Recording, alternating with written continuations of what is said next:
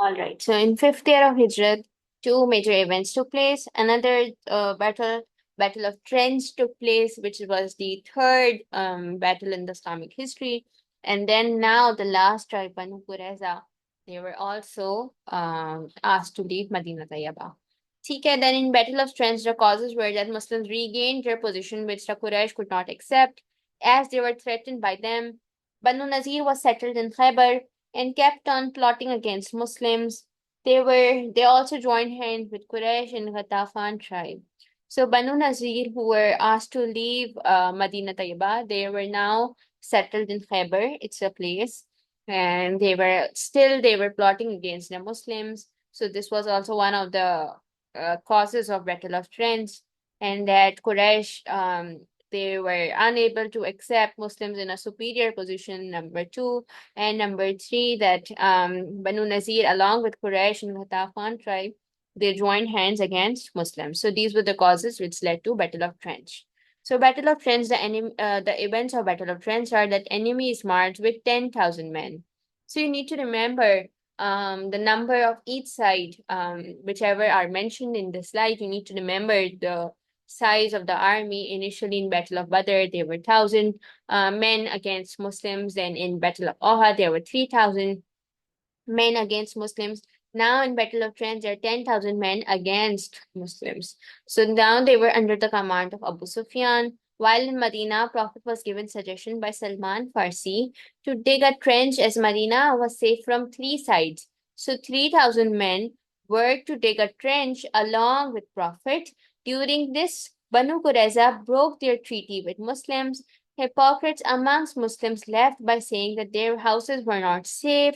The siege lasted for a month, during which they faced hardships. But then Allah's help came, and cold winds blew and rain hit the faces of enemies, so they withdrew in confusion. Quran says, "O you who believe, remember the grace of Allah bestowed on you when there came down on you hosts to overwhelm you, but we sent against them a hurricane and forces that you saw not, but Allah sees clearly all that you do." So what happened was that there were 10,000 men against Muslims, and there was this companion of Nabi Karim, Salman Farsi. He asked Nabi Karim to build a trench because Medina was safe from three sides, but just one side of Medina Tayyaba was open, and the enemies could come and attack from that side. So 3,000 men, they worked all together to dig a trench, and Nabi Karim also took part in digging this trench. And meanwhile, Banu Qurayza, who were inside Medina Tayyaba, they broke the treaty with Muslims. A. Number two, hypocrites. They did not take part. They said that their houses were not safe. That this was just their excuse of not taking part in battle. So this is how Banu Qurayza and hypocrites were wiped out from this battle.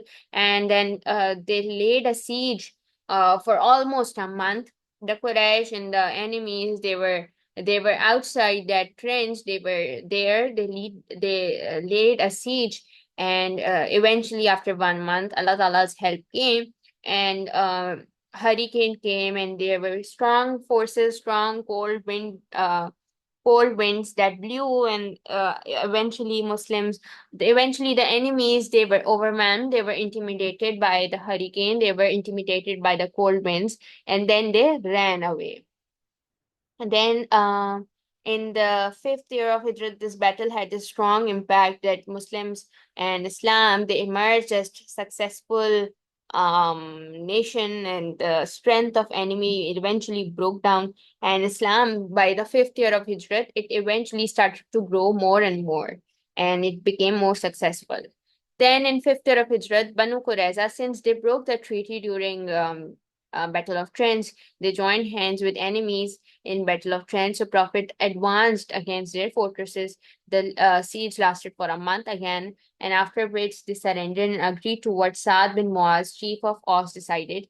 He applied the Jewish law to kill men of Qurayza, and women and children were taken as captives. So there's this law of Jews that was applied by the chief of Aus tribe, that this is a Jewish law that to kill the men of the tribe and to take women and children as the captives. So Banu Qurayza, this was exactly the same thing that happened with Banu Qurayza, that their men were killed and then the women and children, they were taken as the captives by Muslims. Now moving to sixth year of Hijrat. This is the last year that we'll do today. Then we'll be left with I think 4 more years that we need to cover. Eventually to tomorrow, inshallah, we'll cover this chapter as well. And next week we'll begin with the last question of paper one, which is the first Islamic community. So we are on a good pace, alhamdulillah. It's September, still September, and we are done with the major portions of paper one and the major portions of paper two. So we are on good pace, and eventually I think by November we'll be completing our syllabus. So coming towards sixth year of Hijrat, only one event took place, Treaty of Hudaybiyah. And the Treaty of Hudaybiyah was at Prophet dreamt of entering sacred mosque, which is Kaaba.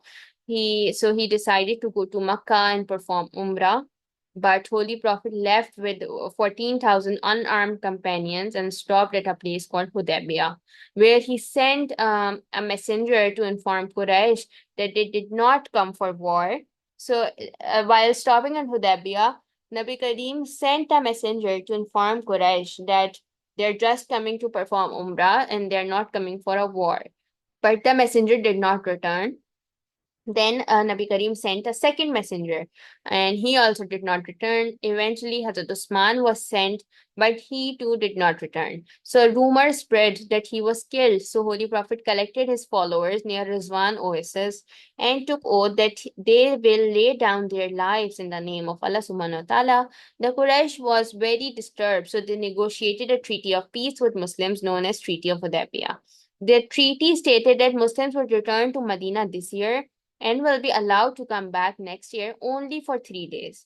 So, in this treaty, it was decided that Muslims should return back to Medina this year when they planned to perform Umrah. So, they were asked to return back and they could come next year only for 3 days, and that they'll not carry any arms with them, they'll not carry any weapons with them, and no fight for 10 years.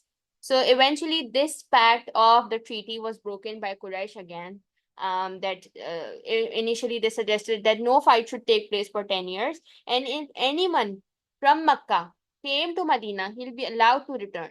So they said that if anyone from our side will come to Medina, he'll be allowed to return.